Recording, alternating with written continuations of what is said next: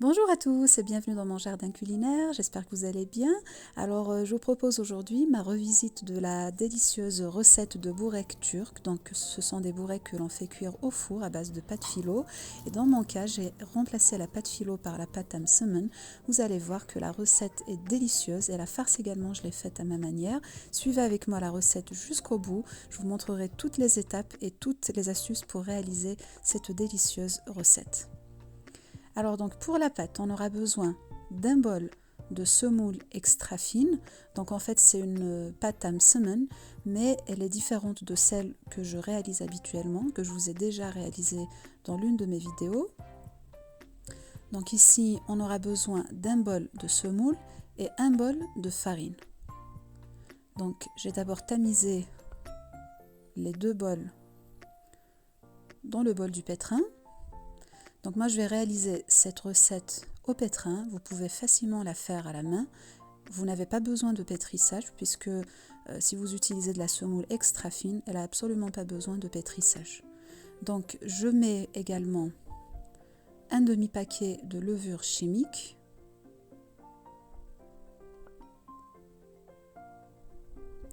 Donc je mélange la farine, la semoule et la levure chimique. J'ajoute également le sel.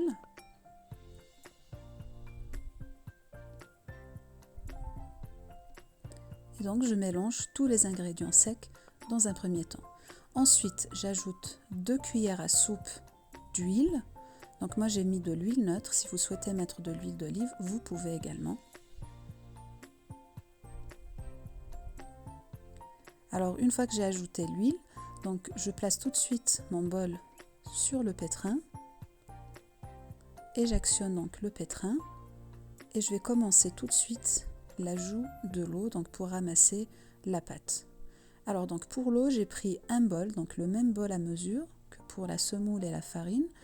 Et donc en fonction de l'absorption de votre semoule et farine, moi personnellement j'ai eu besoin d'un bol moins à peu près une cuillère à soupe d'eau. Donc en fait il faudra que la pâte soit suffisamment molle pour que vous puissiez l'étirer tout à l'heure, la travailler. Et il ne faut pas non plus qu'elle soit trop imbibée d'eau, sinon vous aurez du mal à la travailler. Donc moi ici j'ajoute l'eau au fur et à mesure et vous voyez que la pâte se ramasse bien, donc elle se décolle bien des parois du bol et je continue d'ajouter de l'eau jusqu'à ce que la pâte se ramollisse et soit super tendre au toucher. Donc ici vous voyez que j'ai déjà utilisé presque la totalité de l'eau. Alors bien sûr pendant que le pétrin tourne, vous pouvez toucher la pâte, comme ça vous aurez une idée. Donc voilà ce qui me restait de mon bol. Donc on va dire presque un bol entier. Et vous voyez que la pâte est bien molle, comme vous le voyez à l'écran. Donc je la retire du pétrin.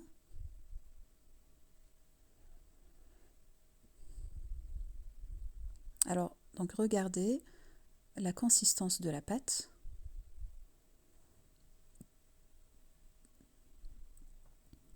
Donc voilà, vous voyez qu'elle est bien molle.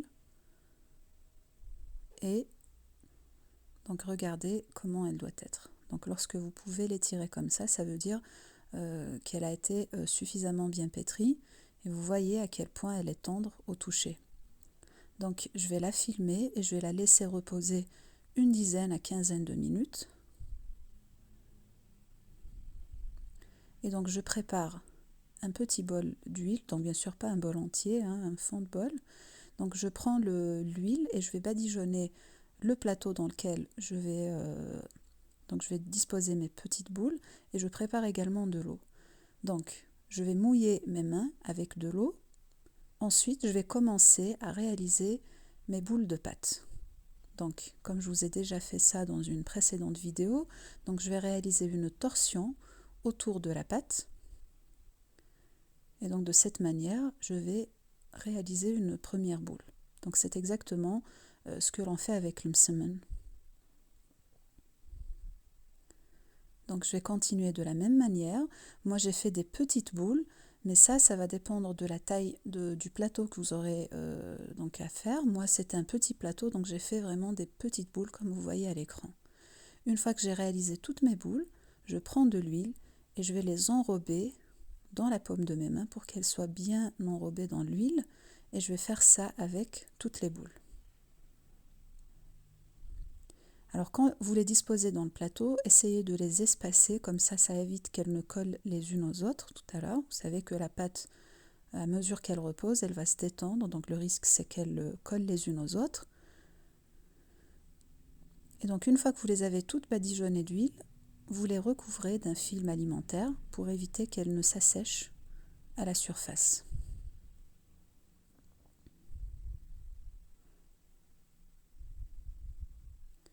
Donc faites bien attention, il faut qu'elles soient complètement couvertes. Et donc ensuite, pendant qu'elles reposent, on réalise la farce. Donc pour la farce, moi j'ai pris des petits poivrons de couleur. Donc bien sûr, vous pouvez utiliser du poivron vert. Vous les coupez en petits dés comme j'ai fait. Et ensuite, vous mettez un filet d'huile d'olive et vous les faites revenir sur une poêle. Ensuite, je les ai salés. Donc je les ai fait revenir suffisamment longtemps pour qu'ils s'attendrissent. Et une fois qu'ils ont cuit, donc je les retire de la poêle. Donc ici, je les mets dans une assiette à part et je vais réutiliser la poêle pour le reste de la farce. Donc je remets un petit filet d'huile d'olive seulement dans la poêle et ensuite, donc je prends un oignon que j'ai coupé en petits dés.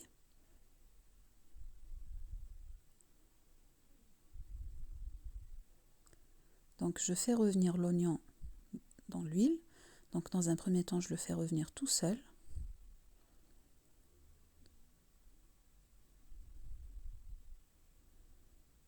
Alors ensuite, une fois que l'oignon a bien cuit,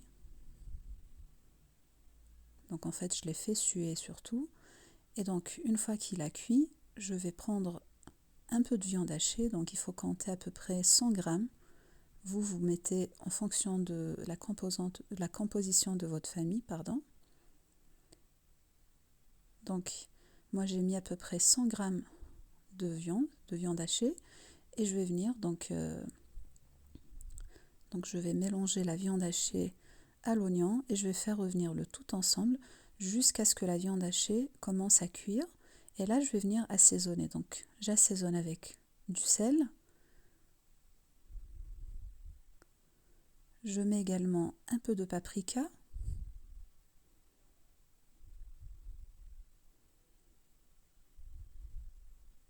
Un peu de cumin. Un peu de curcuma, de paprika. Et un peu de poivre noir.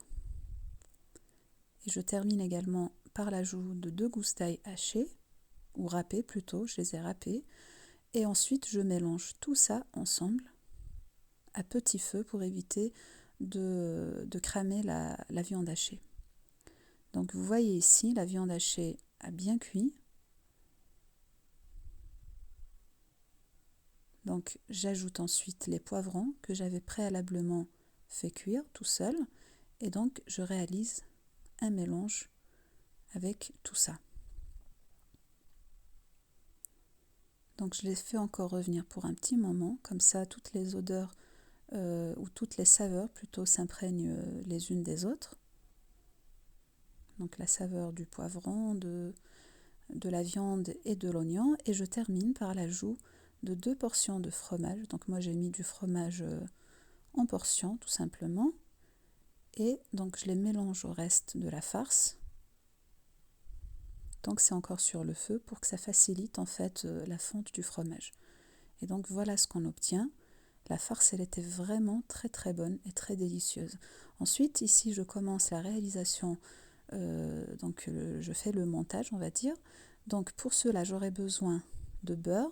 Donc c'est du beurre que j'ai fait fondre et mélanger à de l'huile. J'aurai également besoin de semoule extra fine et j'aurai besoin de fromage et bien sûr de ma farce. Alors je vais commencer à étaler ma pâte. Donc ici, c'est exactement le même procédé que pour réaliser le msemen.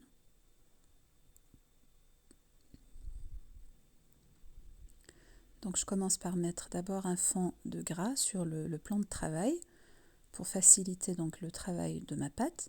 Ensuite, je commence par étaler avec le dos de la main, ou pas le dos, mais en tout cas la partie supérieure de la main. Donc j'appuie d'abord sur les bords. Donc ça, c'est la même procédure que pour réaliser le msemen. Si vous souhaitez revoir la vidéo dans laquelle j'ai réalisé le msemen, vous pourrez la revisionner en fait sur ma chaîne. Je vous mettrai le lien en barre d'information. Donc on commence d'abord par étaler les bords. Et ensuite, à partir des bords, on va commencer à étirer la pâte vers l'extérieur, de sorte à former, on va dire, un rond. Et donc à mesure que l'on étire, on essaie surtout d'étirer du milieu, comme ça la pâte va s'affiner au fur et à mesure. Alors bien sûr, pour que vous puissiez l'étirer facilement, il est important de laisser reposer la pâte au moins 1 heure, une fois que vous l'aurez badigeonnée d'huile, et comme ça vous facilitera en fait le travail.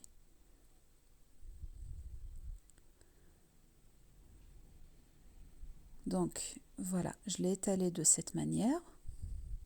Donc une fois qu'elle s'est bien affinée, donc je prends de l'huile ou du beurre, donc c'est un mélange de beurre et d'huile comme je vous ai dit, et je vais venir donc tapoter toute la surface. Il faut bien la badigeonner, comme ça, en fait c'est ça qui va apporter du croustillant tout à l'heure à la pâte au moment de la cuisson, et c'est aussi ça qui va garantir le feuilletage de la pâte, comme ça elle sera pas, en fait les couches elles vont pas se coller les unes aux autres. Donc le feuilletage on le réalise à la fois avec le beurre et avec la semoule également.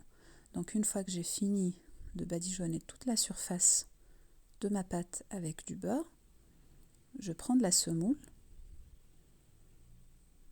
Alors ici je ne l'ai pas montré malheureusement, donc j'ai pris de la semoule et j'ai saupoudré toute la surface de la pâte avec la semoule. Donc c'est le petit bol orange que vous voyez malheureusement.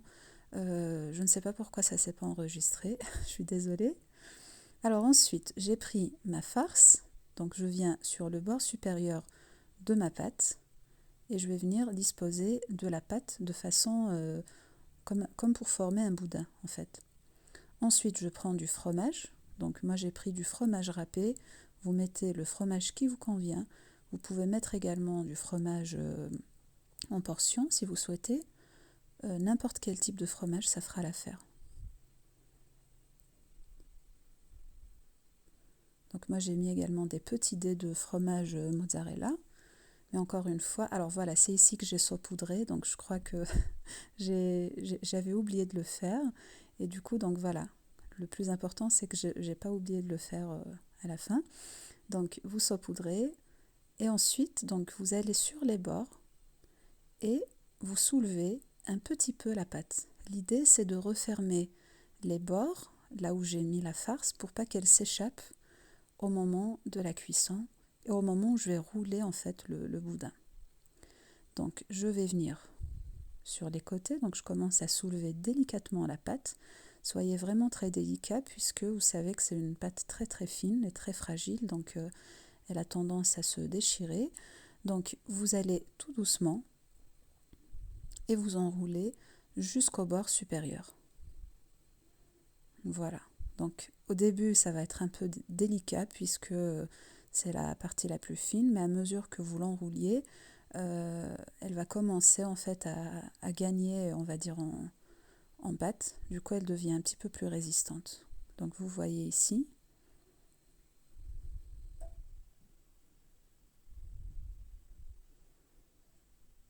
Et donc vous faites ça jusqu'à ce que vous arriviez au bord supérieur.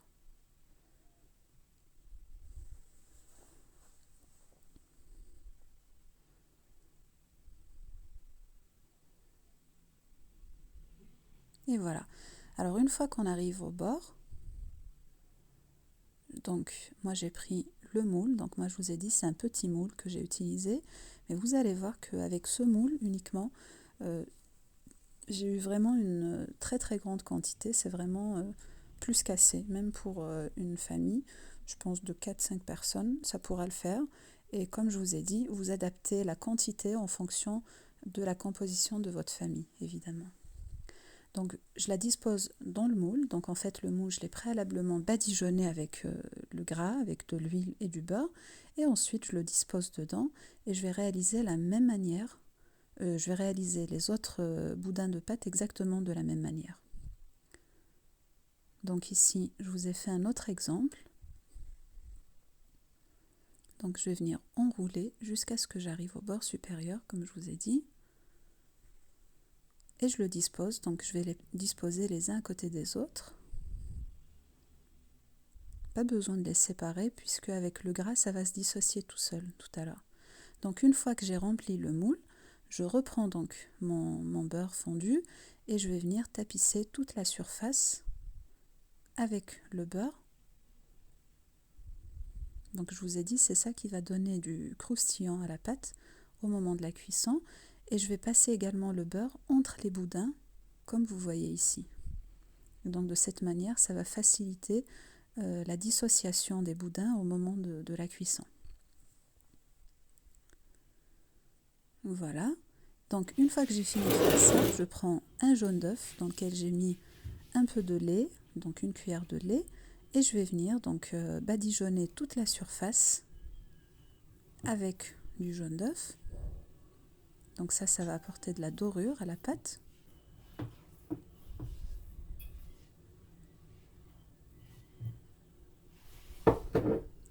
Alors ensuite, ce que je fais, je prends un coupe-pâte, donc prenez n'importe quel type de coupe-pâte. Moi j'ai pris le coupe-pâte cranté, vous pouvez prendre le coupe-pâte normal et vous découpez donc des petits boudins de la taille que vous souhaitez. Donc moi j'ai mis en fonction, donc j'ai pris à peu près la taille d'un bourek normal, habituel. Si vous souhaitez qu'il soit plus gros, plus lent, pardon, donc vous pouvez les couper plus lents ou plus petits comme vous souhaitez. Donc ça c'est à vous de choisir. Et ensuite, donc moi je les ai parsemés de graines. Donc j'ai mis des graines de sésame et j'ai pris également des graines de nigel, ou comme on les appelle également le cumin noir. Voilà, donc une fois que vous avez fini de les parsemer de graines, vous enfournez directement. Donc moi je les ai enfournés pour à peu près 30 à 40 minutes. Donc jusqu'à ce que ça soit doré du dessous comme du dessus. Alors vous voyez à la sortie du four ce que ça donne. Donc vous voyez comme elles sont bien dorées. Et elles étaient ultra croustillantes.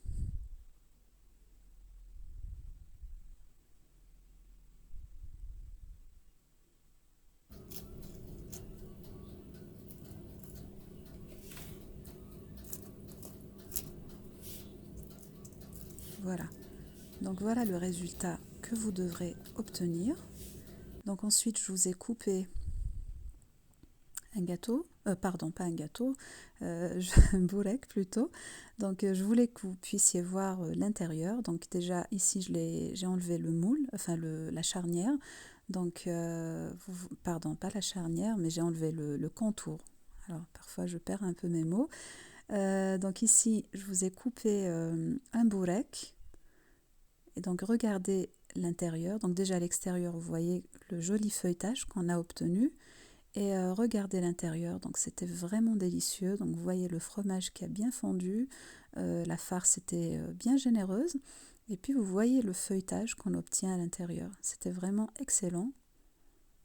Et très honnêtement, le goût était vraiment, vraiment excellent. C'est pour ça que je vous invite vraiment à les refaire. Elles sont pas si compliquées que ça. Donc la pâte à msemen, vous pouvez la préparer à l'avance, par exemple, la veille, si vous le souhaitez, ou bien le week-end. Et donc vous pouvez la préparer à l'avance et la farce elle était vraiment ultra facile, en 15 minutes elle était prête. Donc ensuite il vous suffit simplement de fourrer la pâte, de réaliser vos boudins, vous les enfournez pendant que vous préparez le reste de préparatifs pour votre souper du soir. Voilà, donc voici le résultat. Je trouve que le résultat, le rendu est vraiment beau, même pour les servir sur une table. Vous aurez une magnifique table bien garnie, très très appétissante. Et donc avec ça, on arrive à la fin de la recette d'aujourd'hui. Donc j'espère vraiment que vous avez apprécié la recette et que vous la referez chez vous très très bientôt. Donc si vous avez apprécié la recette, laissez-moi un petit commentaire. Laissez-moi un like aussi à ma vidéo. Je vous retrouve très très bientôt pour de nouvelles recettes et prenez bien soin de vous. À bientôt!